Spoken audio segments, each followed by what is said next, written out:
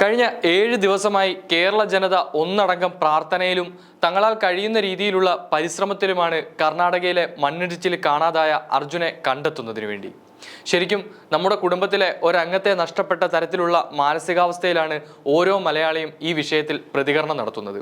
അർജുനെ കാണാതായതു മുതൽ ഈ നിമിഷം വരെയും നമ്മുടെ മാധ്യമങ്ങളും മാധ്യമ പ്രവർത്തകരും വിശ്രമമില്ലാതെയാണ് വാർത്തകളും മറ്റു വിവരങ്ങളും പുറത്തു വിട്ടുകൊണ്ടിരിക്കുന്നത്. ജീവൻ പണയം വെച്ചും രക്ഷാപ്രവർത്തനത്തിന് തയ്യാറെടുക്കുന്ന നിരവധി സാധാരണക്കാരാണ് ദുരന്ത ഭൂമിയിൽ ഇന്നുള്ളത്. എന്നാൽ കർണാടക സർക്കാരിന്റെ പിടിപ്പുകേടിന് മുന്നിൽ ഇതെല്ലാം നിഷ്പ്രഭമായി പോകുന്ന കാഴ്ചയാണ് കാണാൻ കഴിഞ്ഞത്, അല്ലെങ്കിൽ ഇപ്പോഴും കണ്ടുകൊണ്ടിരിക്കുന്നത്. ശരിക്കും 2020 കോവിഡ് പിടിമുറുക്കിയ സാഹചര്യത്തിൽ അതിർത്തിയിൽ മണ്ണിട്ടടച്ച കർണാടകയിൽ നിന്നും ഇതിൽ കൂടുതൽ പ്രതീക്ഷിച്ചതാണ് നമ്മുടെ തെറ്റ്. കേന്ദ്ര സംസ്ഥാന സർക്കാരുകളിൽ നിന്നും എത്തിയ സമ്മർദ്ദം ഒന്നുകൊണ്ട് മാത്രമാണ് ഇന്നു കാണുന്ന തരത്തിലുള്ള പ്രഹസനങ്ങൾക്കെങ്കിലും കർണാടക സർക്കാർ മുതിർന്നത് തന്നെ. അത്തരമൊരു ഇടപെടൽ കേരളത്തിന്റെ ഭാഗത്തു നിന്നും ഉണ്ടായില്ലായിരുന്നുവെങ്കിൽ യാതൊന്നും സംഭവിക്കാത്ത പട്ടിൽ തന്നെ അവർ ഈ സംഭവത്തെയും മണ്ണിട്ട് മൂടിയേനെ എന്ന കാര്യം ഉറപ്പാണ്. അതിന് ഉദാഹരണമാണ് അർജുനൊപ്പം കാണാതായ കർണാടക സ്വദേശികൾ. ശിരൂരിലുണ്ടായ മണ്ണിടിച്ചിലിൽ അർജുനൊപ്പം കർണാടക സ്വദേശികളെയും കാണാതായ വിവരം നമ്മൾ അറിഞ്ഞതാണ്.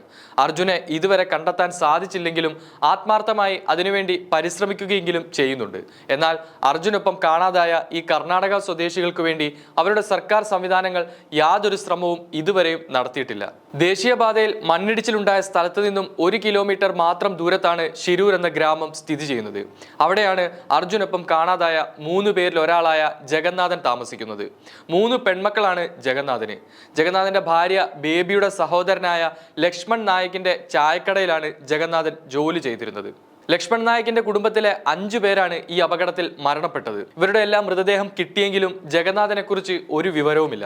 രക്ഷാപ്രവർത്തനത്തിൽ കർണാടക പോലീസിന്റെയും അധികാരികളുടെയും പിടിപ്പുകേട് എണ്ണി പറയുകയാണ് ജഗന്നാഥന്റെ ഭാര്യ ബേബി.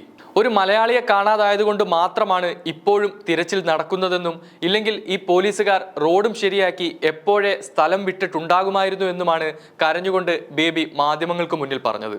തുടക്കത്തിൽ ഒരു JCBയും ഏതാനും പോലീസുകാരും മാത്രമായിരുന്നു സ്ഥലത്തെത്തിയത്. 1-2 ദിവസം അവരുടെ ശ്രദ്ധ മുഴുവൻ റോഡ് ശരിയാക്കുന്നതിലായിരുന്നു. ഇതിനിടയിലാണ് ചില മൃതദേഹങ്ങൾ കിട്ടിയത്.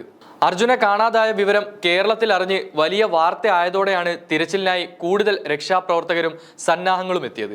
അതോടെയാണ് ജഗന്നാഥന്റെ മൃതദേഹമെങ്കിലും കിട്ടുമെന്ന പ്രതീക്ഷ കുടുംബത്തിന് വന്നു തുടങ്ങിയത് തന്നെ. അധികാരികളോ പോലീസുകാരോ ഇതുവരെ ആ വീട്ടിലേക്ക് തിരിഞ്ഞു നോക്കിയിട്ടില്ല. ചില പ്രാദേശിക രാഷ്ട്രീയ പ്രവർത്തകർ മാത്രമാണ് വന്നത്. അല്ലാതെ MLAയും മന്ത്രിയും ഒക്കെ തിരച്ചിൽ നടക്കുന്ന സ്ഥലത്ത് വന്ന് മാധ്യമങ്ങളെ കണ്ടുപോകും.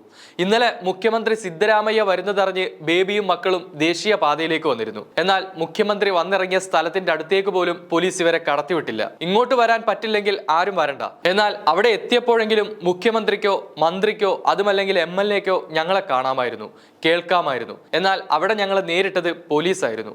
ഒരു മലയാളിക്ക് വേണ്ടി നിങ്ങൾ ഇത്ര പേർ വന്നില്ലേ, എന്നാൽ ഞങ്ങൾക്ക് വേണ്ടി ആരും വന്നില്ല എന്നാണ് ജഗന്നാഥന്റെ മകൾ മനീഷ പറയുന്നത്.